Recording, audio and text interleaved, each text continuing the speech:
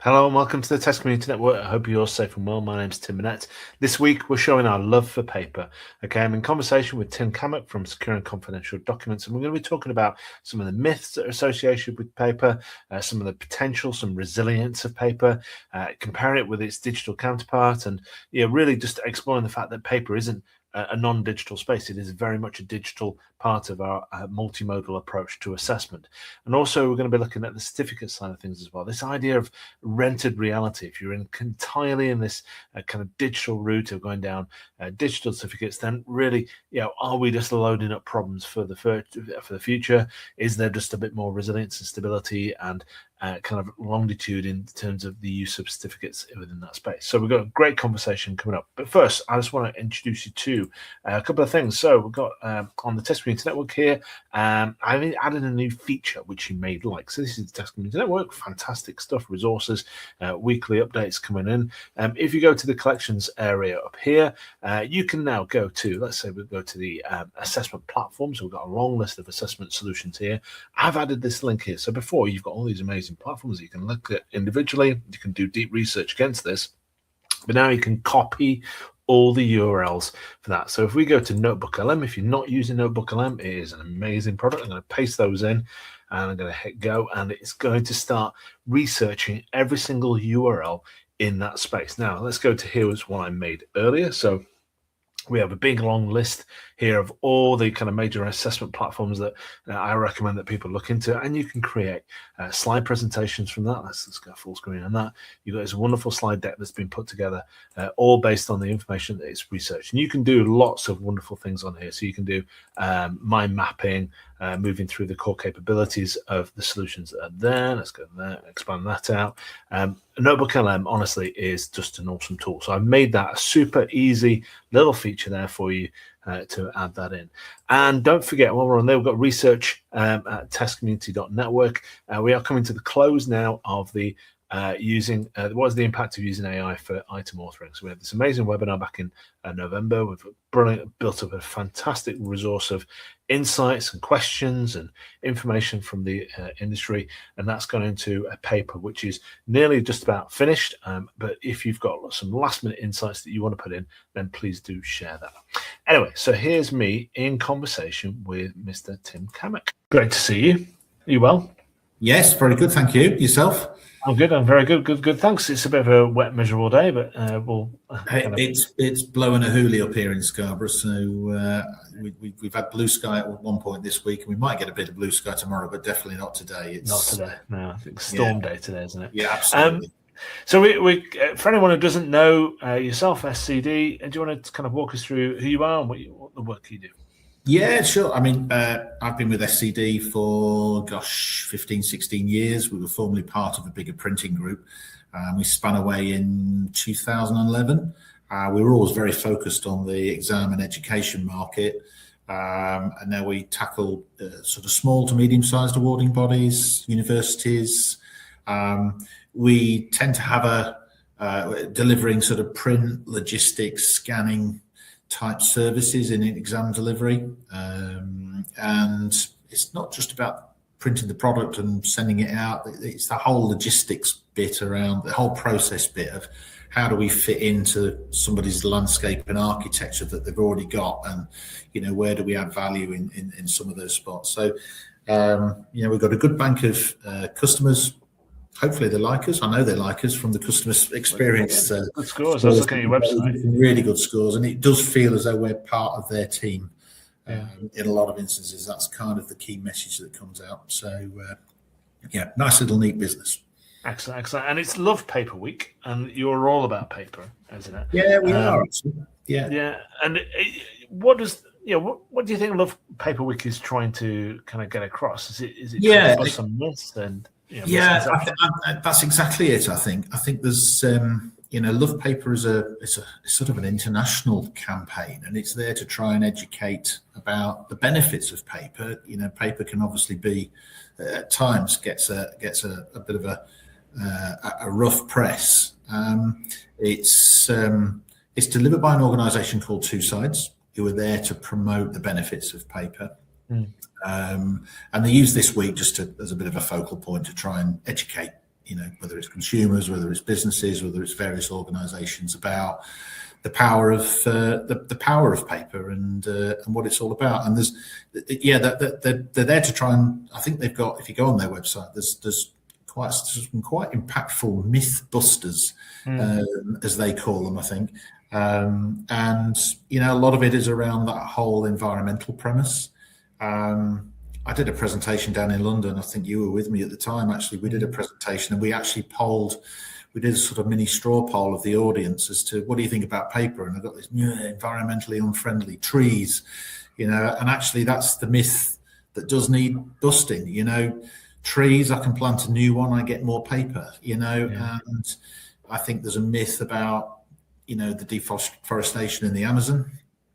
That's not because I want paper to print on. That's more because people want to build industrial sites in that space. If you look at Europe in particular, certainly European paper manufacturers, that there's a very, very healthy stewardship sat around forestry, and European forests are growing. We always buy paper. It's called FSC. It's Forestry Stewardship Council, which basically means that it's coming from a sustainable source. In fact, it would be very difficult for me to find a paper that wasn't FSC. So that kind of tells you the maturity of that particular marketplace. I think, when we look in the exam world, sometimes we get this myth that, digital is modern, therefore it's sustainable. Paper is old. The tech is old. This digital stuff is newer, therefore it must be greener. And I think, that is very much a myth in that respect. And actually there's lots of areas where people are coming back to paper, whether it be packaging, whether it be plastic straws to paper straws. There's a surge back to paper in those environments, because we recognise that it's not a one-off resource. It is sustainable. Because it can be collected, recycled, and turned back into other paper products, isn't it? And that process is, it's established, isn't it?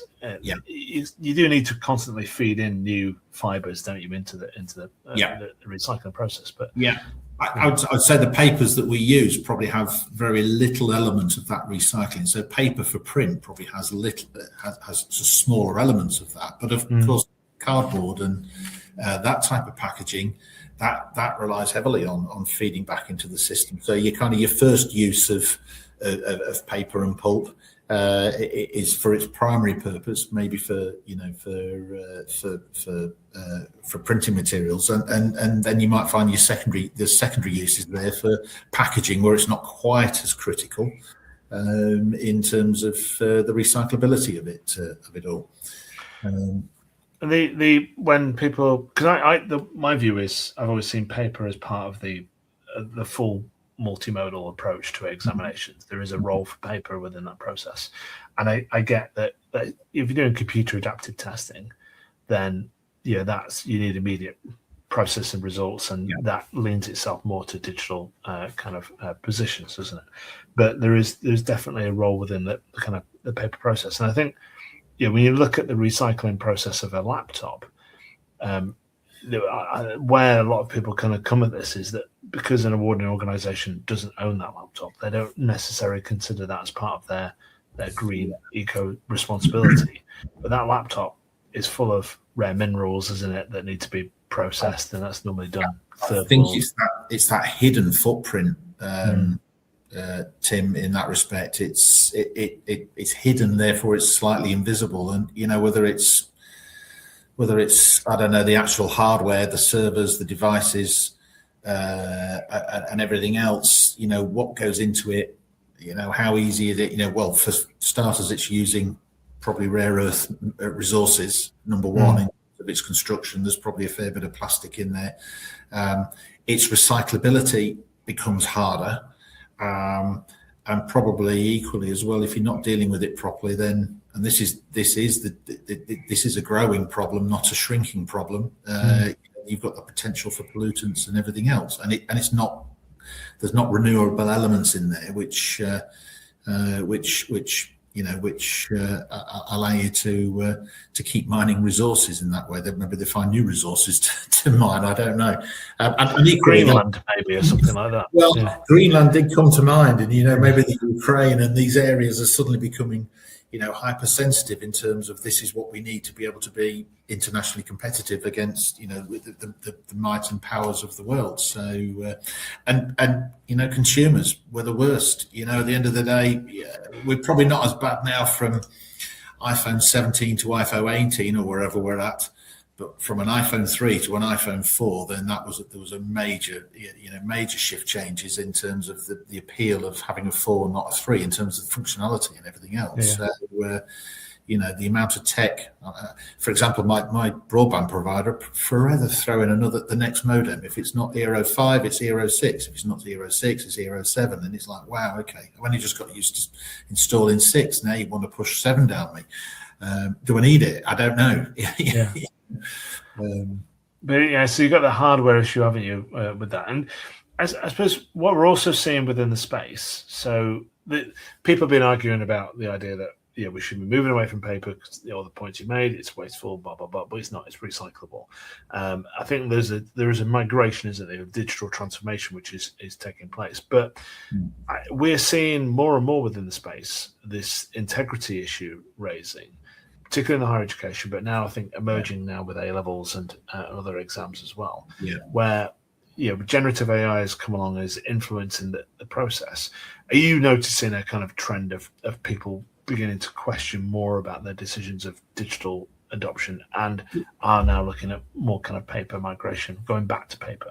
Yeah, it's a toughie. Look, when we were in COVID, and I don't think it was about the shift from paper to digital. That wasn't the real issue. The issue was about venue to remote proctoring and being able to continue an exam in somebody's home or isolated space and maintain that whole integrity piece. Universities would have shifted perhaps from an exam model to an invigilated exam model, or hosting a venue to somebody submitting a thesis, or somebody submitting an assignment.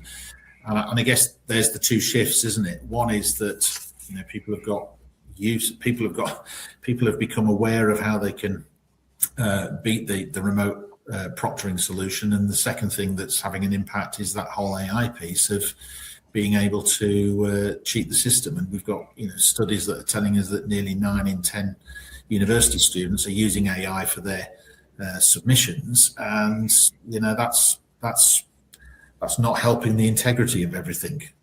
So I think this whole control of coming back to venue is a definite shift, certainly within the professional body market. The ACCA announcement quite recently is pretty well. They'll be very influential, and they are the leading light in that professional body market internationally, and I think that will have that'll have a ripple effect.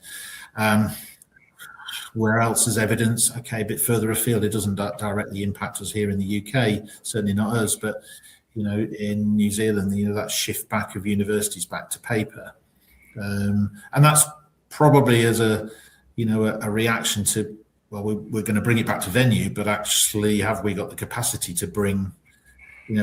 It's not that shift of digital to paper. In an ideal world, they probably want to bring it back to venue and bring it and stay with the digital. But actually, the capacity becomes the issue, and the ability to deliver all of that. And I guess we've got that similar scenario in our UK schools, where there's not that tech infrastructure there in the first place. We want a level playing field in terms of everybody has an equal chance with the same technology. We don't want somebody with I use the analogy of iPhone again.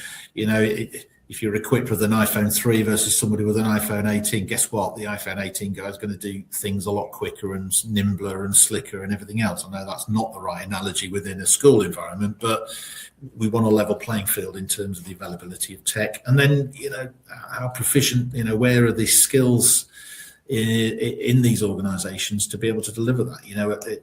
I think most teachers could deliver an exam with a pen and a bit of paper. And if there was my pen doesn't work, guess what? We've got another one. And, then to be able to put that technical challenge is not a barrier, but it doesn't help. So, but it's not just a kind of, I suppose, a paper. The paper process isn't just about printing machines, is it? That's changed significantly now, and that's what makes this whole process scalable. Because you do kind of on-demand examinations where you print and pack and send out. Just how digital is the process for you now?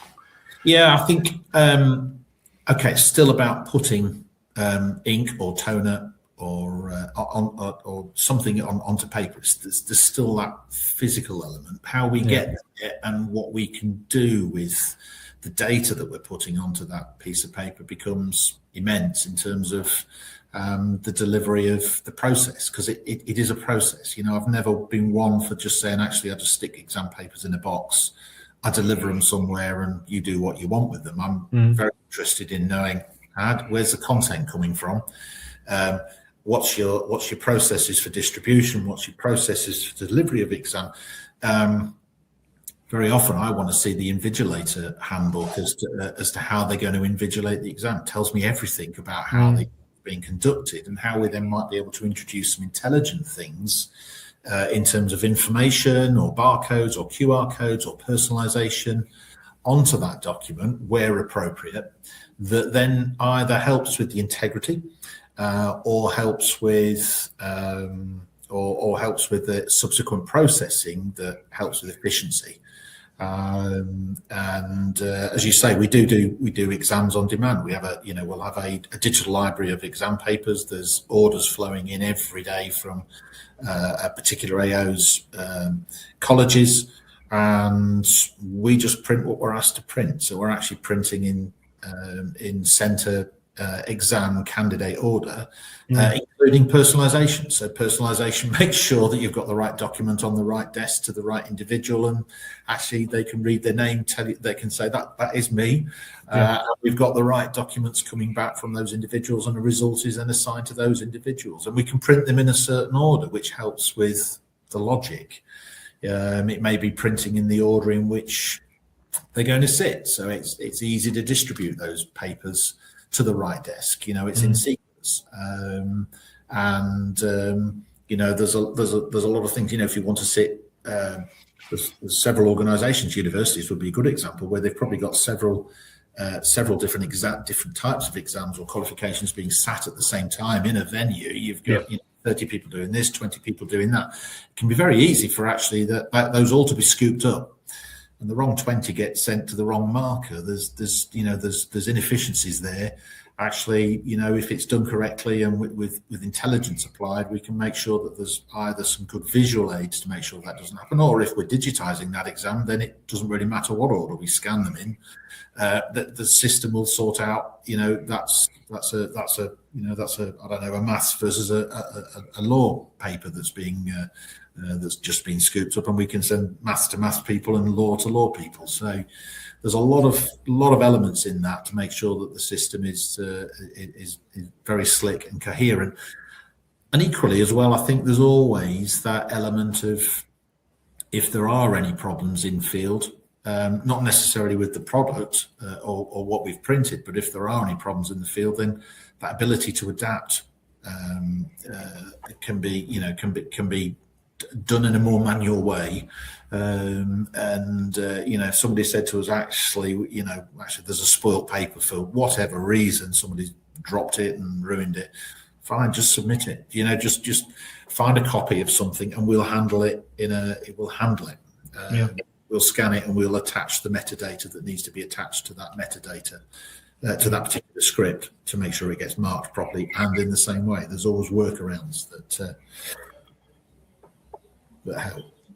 Yeah, there's a lot more resilience, isn't there, to paper than people kind of recognise. And I suppose the kind of the final thing, really, in a way, is the certificate. I've dug out my university, my degree certificate here, because that's a big part of your workload, isn't it? And providing not just the exam papers, but the certificate side of things as well. I was reading an article that you put about rented reality. What is the challenge really, and what is the draw to having this kind of a paper copy of this record? It's really interesting. We've got, I think we've got two very identical. They're not identical, but they're in very similar sectors, and both went to market to ask that question. Is it paper or is it a digital certificate an e-certificate that the marketplace wants? And interestingly, one came back absolutely categorically. It's a move to digital first. This is the direction of travel. The others came back and said absolutely the opposite. It probably draws a question on, what questions were they asking and how were they asking those questions, and to who were they asking those questions? Was it to the centres and the intermediaries, or was this to the end users? So we got a very conflicting view. Obviously, interestingly, the entity that decided that they would like to start to move towards e-certs, they opted everybody out and then invited them to opt back in. And we're probably at about 70-75% of centres that opted back in. Really? I think that's quite telling as to what they see it. Listen, I think if you're sitting, it's horses for courses in terms of electronic versus physical. I think, I keep coming back to this analogy of, if you want to work in a chip shop and you must study your food level safety level 1, so that we can print out a certificate and stick it on the wall so customers buying the fish and chips feel comfortable that people are handling their food in the right way. Yeah, that's an e-cert for quick delivery, because actually I don't want to be waiting 3 or 4 days for my certificate to come through before I can start work. I want to start work now. And it's a quick, meaningful test. It delivers a minimum amount of competency to be able to, to do that. And you might decide to display it, or you might not decide not to display it. Contrast that to, say, a university environment. Most university graduates are coming out with 40, 50, 60 grand's worth of debt, and it's probably 2, 3, 4 years worth of hard study. Used AI, maybe, I don't know, but being pedantic. But I think I think we can afford £1 for a certificate that is that commemorative appeal. In fact, I want both. I want physical and I want e-cert in that environment. I want the physical so I can display it. Physically, there's certain security features on a physical certificate that are difficult to replicate and make it harder.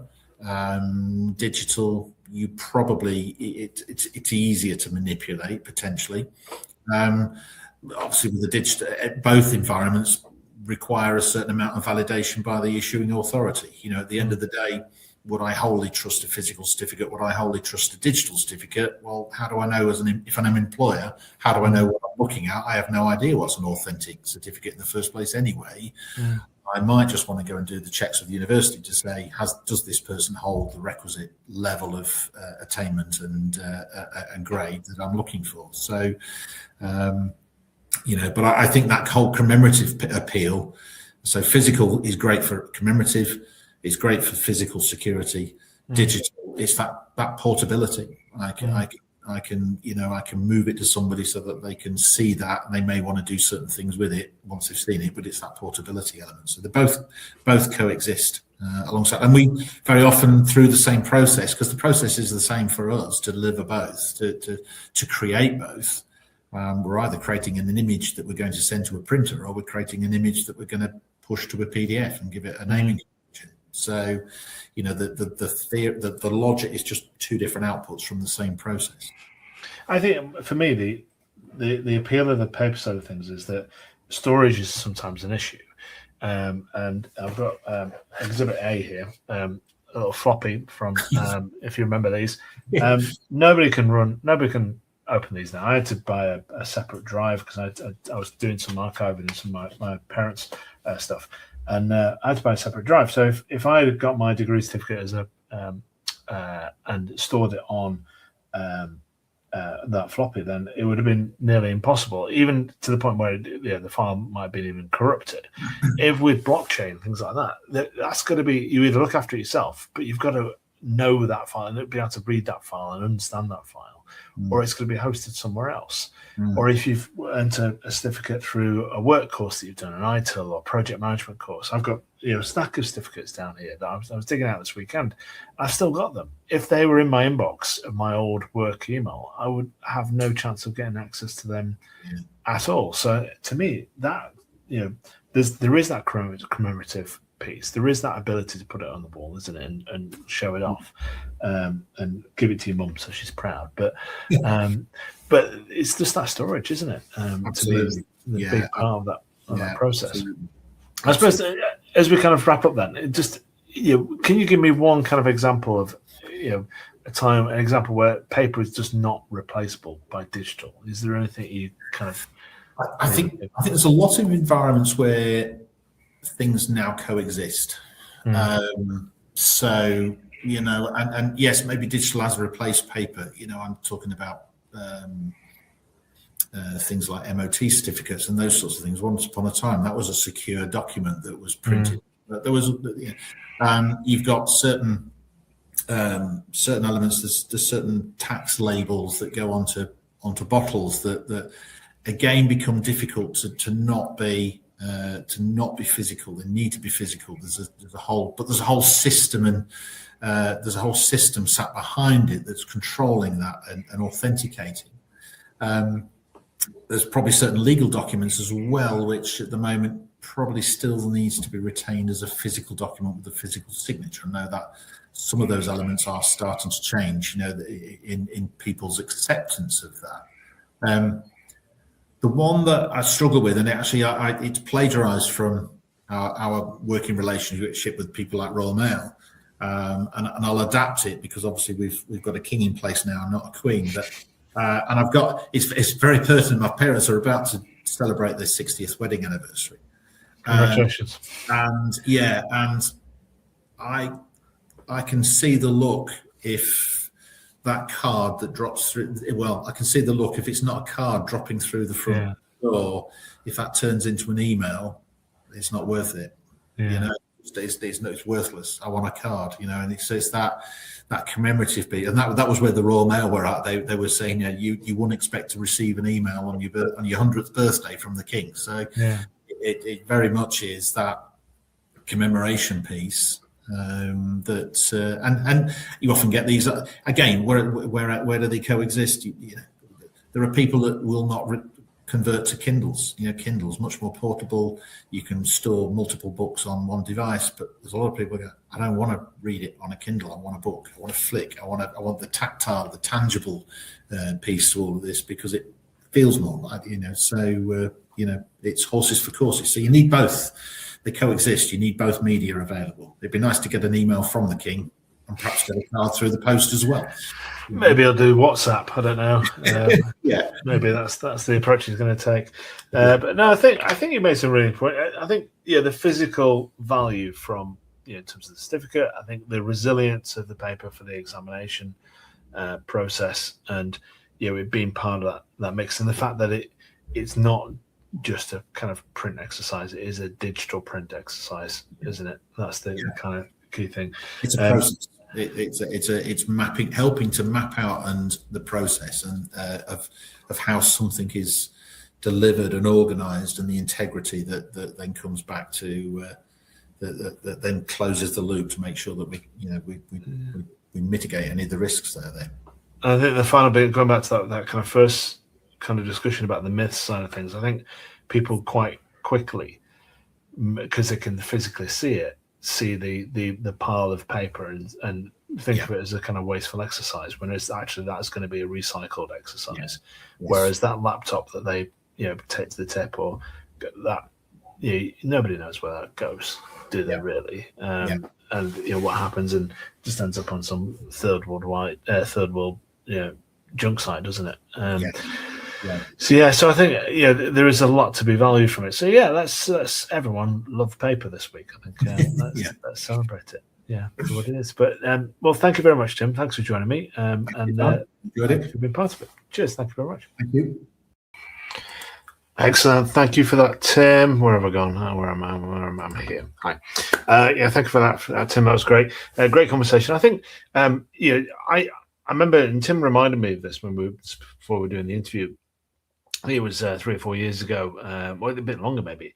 And I stood up and I talked about the role of paper within the assessment space. And I firmly believe that we shouldn't necessarily be pushing everything towards a digital-only experience if it's just not ready. Things like STEM subjects, as Tim talked about, some of those just aren't ready for that route.